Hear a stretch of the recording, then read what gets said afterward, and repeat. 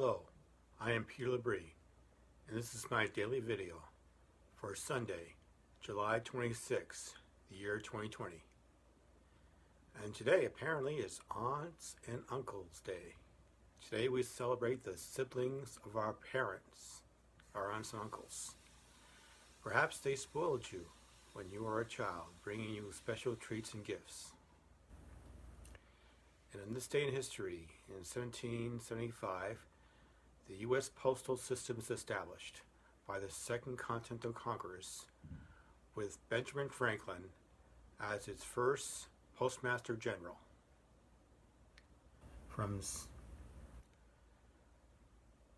Franklin put in place the foundations of many of the aspects of today's mail system. In 1908, the United States Attorney General Charles Joseph Bonaparte issues an order to immediately staff the office of the Chief Examiner. This will be later, within like a year or so, renamed to the Federal Bureau of Investigation, the FBI.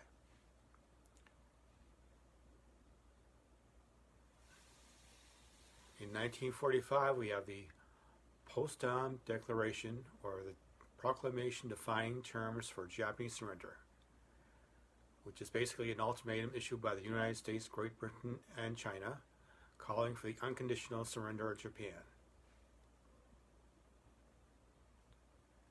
In 1948, President Truman ends discrimination in the military. Harry S. Truman, the President of the United States, signs Executive Order 9981. Truman's order ended a long-standing practice of segregating black soldiers and regulating them to more menial jobs within the military.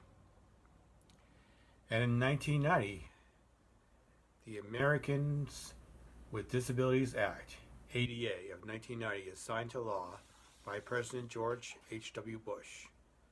The law banned discrimination based on physical and mental disabilities. Today's Bible verse: He gives power to the faint, and to him who has no might he increases strength. Isaiah chapter 40, verse 29. And today we're going to get some quotes from Stella Young, an Australian comedian, journalist, and disabilities rights activist. I found her because I was looking for quotes about discrimination and disabilities, and almost all the quotes from her.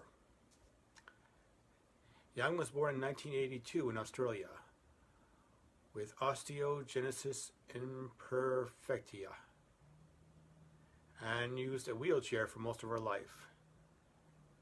She got a bachelor's in arts in journalism and public relations and a graduate diploma in education. After graduating in 2004, she worked for a time as a secondary school teacher.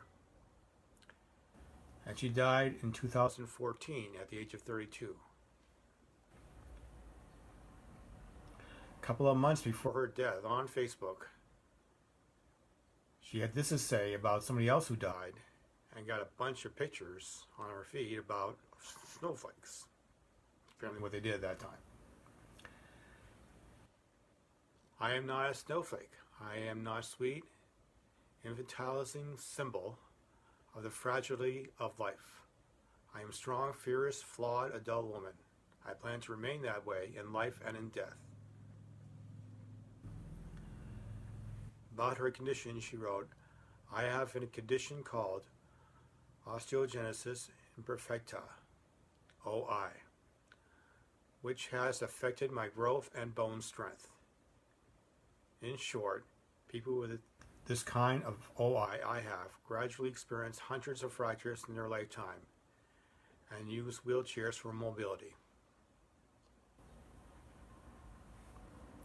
And a few more quotes. Many of us, perhaps those of us with disabilities who have faced persistent discrimination throughout their lives, not least when trying to find employment in the first place, take enormous pride in our hard-fought jobs and careers.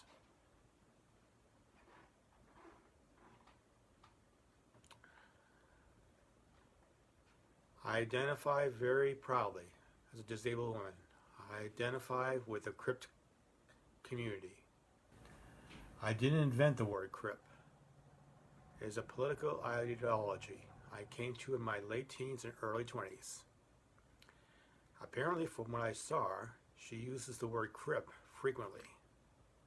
I think it amused her. During the perhaps other people won't use about her, and people like her, but she says, I'm a CRIP, just to be funny.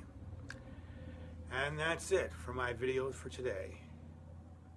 My daily video is all over. I'd like to thank anybody who's watching it or who will be watching it. I appreciate it. And this is P. Labrie, over and out.